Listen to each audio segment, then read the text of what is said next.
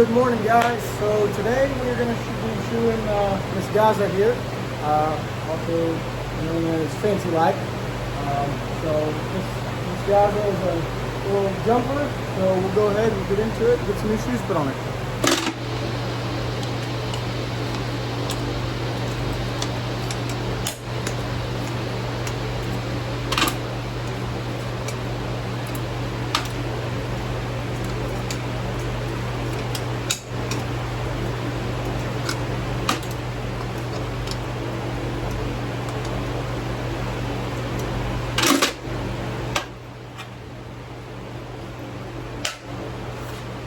Alright, so it's been super wet here. We've just had a really rainy season. So most everything in the trim was just done with that wire brush. Just going to lightly come in here. Just only clean up what we have to of the frog.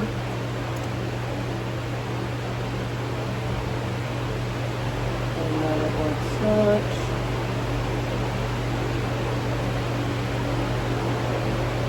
Trying to leave the foot as much depth as we can here.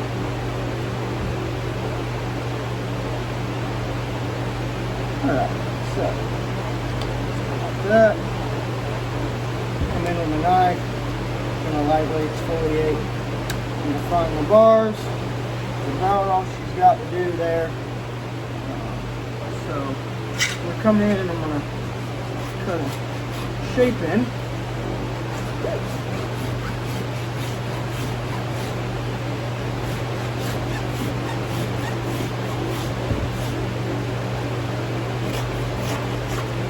Alright. Side it on the left back. Take the nippers.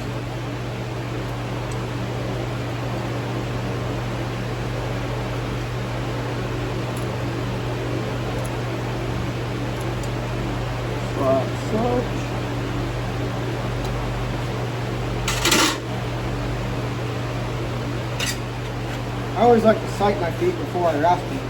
Kind of see exactly what needs to be rasped on and what doesn't. And then, no point in rasping if it's not necessary. You know, or rasping just to rasp.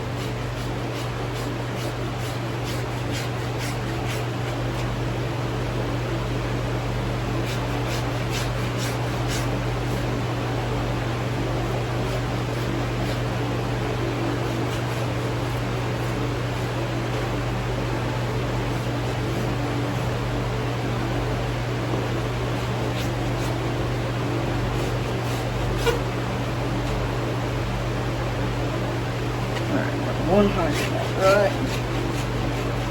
Okay. Voila. Now we'll go harness the shoe and get it fit up. Guys, real quick while we wait for those shoes to heat up so we can shape them. Figured we'd go ahead and talk about the difference between concave and flat shoes. This horse being a jumper, you have a lot of different options. Personally for me, most of my customers that are jumping, they don't spend the time to stud their horses up, but we still need the confidence that the horse can gain from having traction, so that's why I choose to go with a concave shoe. As you can see here, concave, it's got a crease all the way around from edge to edge, but it's also got a concave inner web here. It's not flat. Therefore, when the shoe goes into the ground and it comes out, it's got a narrower surface area. It's going to penetrate the ground more, get a little bit more grab, but also when it comes up, it's going to clean out a lot cleaner. So it'll have a lot of traction. It's just an added traction. It also makes it a little more lightweight due to the decreased mass of being solid. Then we have just a regular flat, we call them 3/4 fuller shoe. This is a keg shoe. It doesn't matter if it's handmade or not. Really doesn't matter.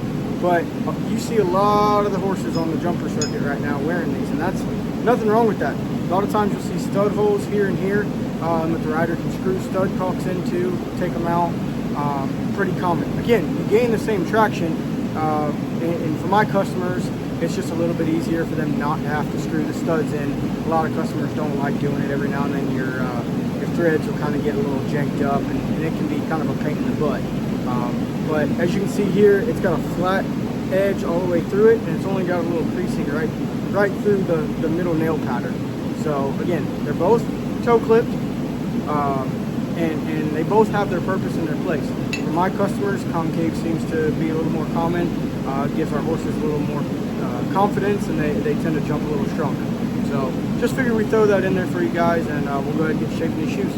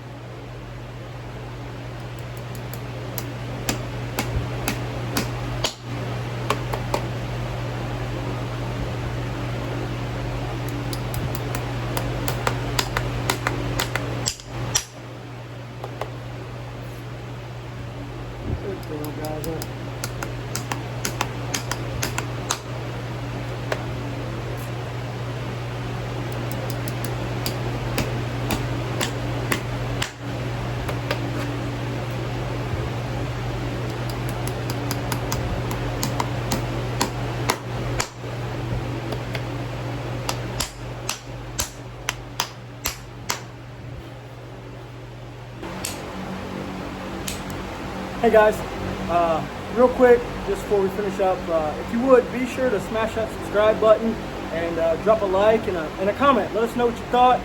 Let us know if there's something else you guys would like to see, you know, different case, different horse. You never know if we have one on the books. So, let us know.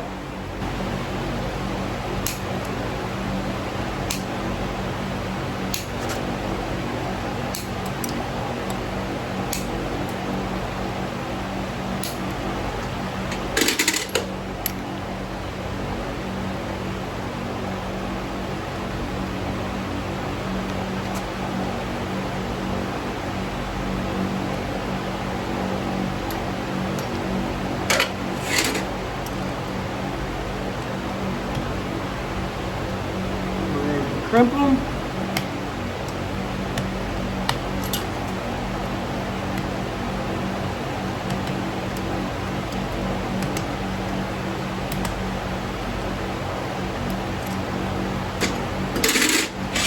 Y'all know the deal.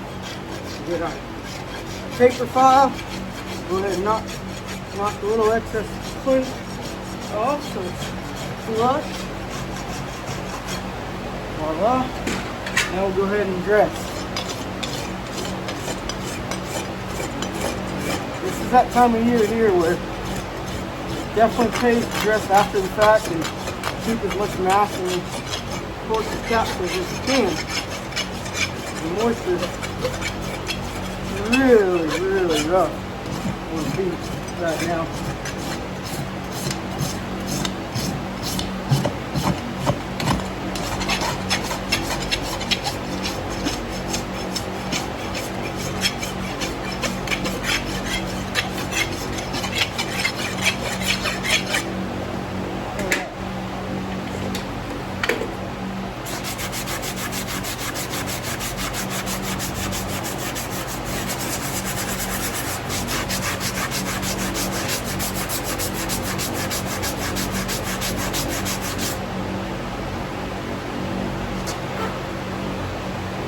Guys over here,